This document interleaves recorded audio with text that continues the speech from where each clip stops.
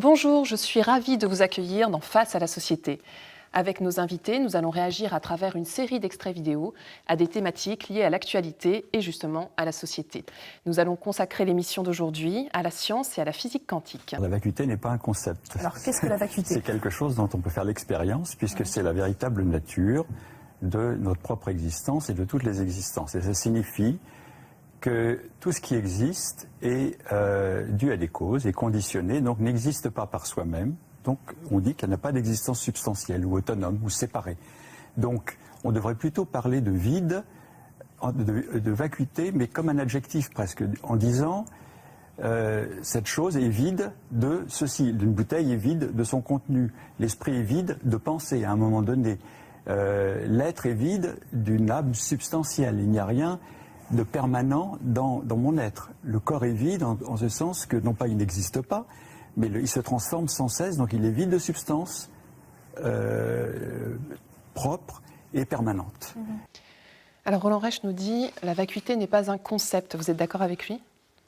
Non, moi j'ai plutôt un concept de la vacuité moi-même. C'est lequel alors ? Oui, c'est ça.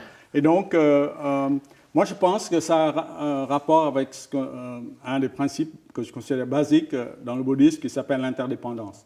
Alors expliquez pour les gens qui ne connaissent pas. Oui, donc chaque chose ne peut exister qu'en rapport à d'autres choses. Et donc, par exemple, je prends un exemple, une table.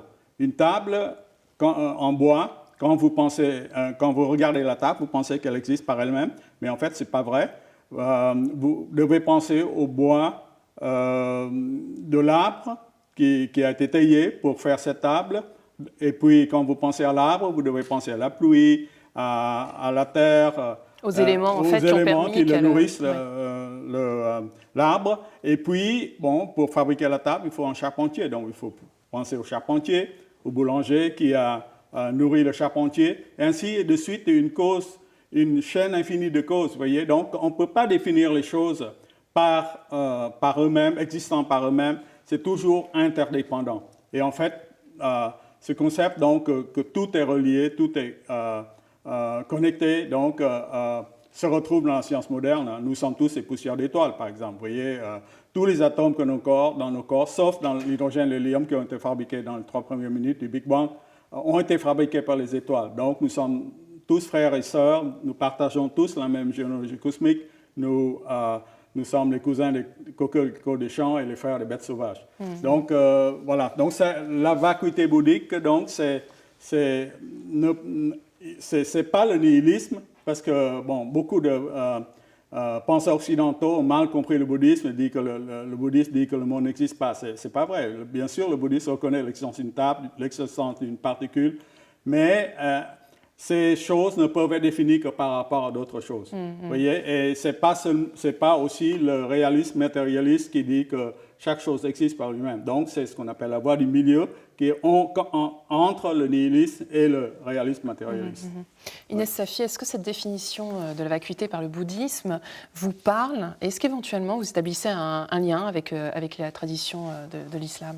Oui, alors tout à fait, parce qu'en fait, au sein du soufisme en particulier, on dit que les choses, en fait, tout est face de Dieu.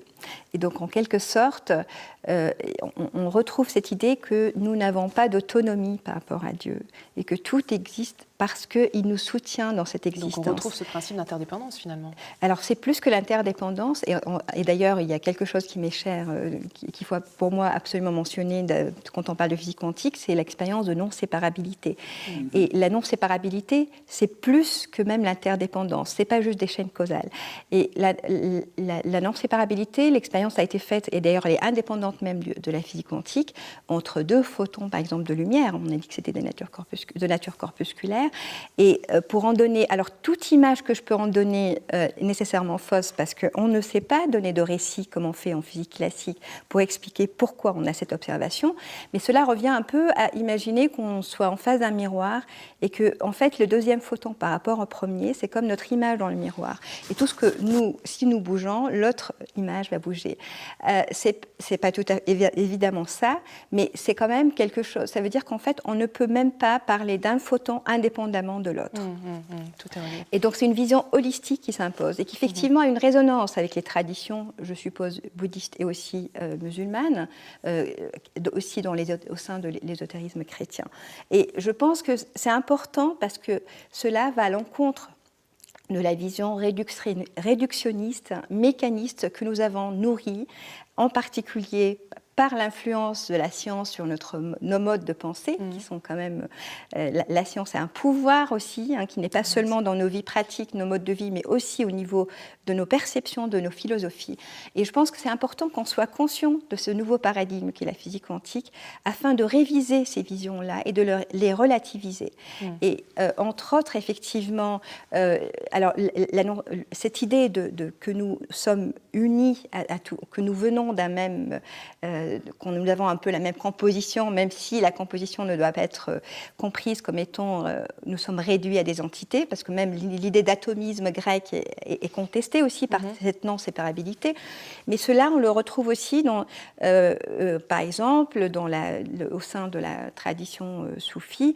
Le cheikh al-Alawi cite dans un livre qu'il a écrit au début du XXe siècle, il parle de la création entière du cosmos, de l'évolution de l'univers, d'une sorte d'émergence à partir d'une poussière. Et il dit que même Adam et Ève sont tous, avec le cosmos, viennent d'une âme unique. Et il mentionne un verset, nous vous avons tous créés à partir d'une âme unique. Donc cette âme unique, c'est quelque chose de fondamental. À partir, et voilà. Alors Inès Safi le soulignait, c'est vrai qu'il y a plein de traditions qui parlent de cela. On parle de vie primordiale, notamment dans le Tao. C'est aussi un sujet que vous connaissez bien. Oui, donc le Tao aussi parle du vide plein. Et d'ailleurs, son récit, le Tao, c'est la voie, donc la voie de l'univers, l'origine de l'univers, tout ça, c'est contenu dans ce mot Tao. Et de nouveau, c'est un vide plein de potentialités. C'est ce que la mécanique quantique dit aussi.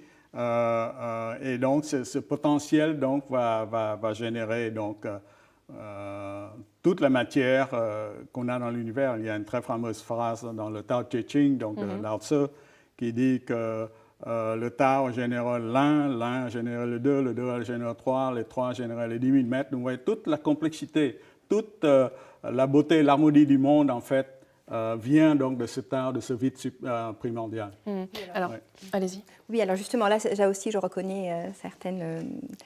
similitudes. Voilà, oui, similitudes. Évidemment, la tradition islamique ne se réduit pas à une seule école de pensée, mais ce qui est intéressant, c'est qu'effectivement, cette idée de potentialité, qui n'est pas évidemment à confondre avec quand on parle de potentialité, par exemple, avant la mesure, mais c'est simplement, cette idée-là se retrouve effectivement dans le néant lui-même, qui n'est pas néant, parce qu'il n'y a pas de néant, mais un ensemble très riche de potentialités qui sont mis à l'existence par l'ordre de Dieu qui est Kun, c'est soi, et il soit. Et donc c'est effectivement la manifestation à ce moment-là de ces potentialités qui a lieu et qui ne cesse de se renouveler. Ce n'est pas une création à un instant donné.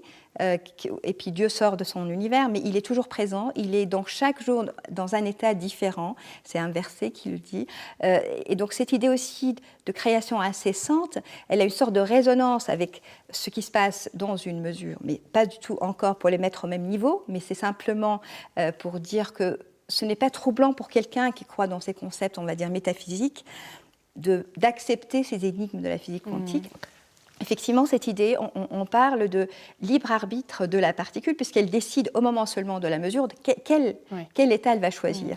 Alors, Trinh Xuan Phan, donc vous, pareil, vous établissez un parallèle entre la démarche scientifique, la démarche bouddhiste. Enfin, l'un n'exclut pas l'autre, finalement. Non, ils sont complémentaires et je pense que ce sont des fenêtres différentes qui permettent à l'homme donc d'accéder à cette réalité ultime. Enfin, ce sont des visions riches parce que moi, je vous dirais, se couper l'un de l'autre, moi, je pense que l'homme, le scientifique, se demande des questions philosophiques, métaphysiques, spirituelles. Et donc, c'est idiot, en fait, stupide même, de couper les choses en domaines. Ça, c'est seulement dans l'esprit de l'homme. La nature, la vérité ultime n'est pas comme cela. Ce n'est pas pour faire du concordisme. Je ne veux pas justifier la science par par le mysticisme ou le bouddhisme par des équations, par exemple. Parce que le bouddhisme, ça ne fait nulle différence si la Terre tourne autour du Soleil ou le Soleil autour de la Terre quant à l'élimination de la souffrance ou l'amélioration de notre état intérieur.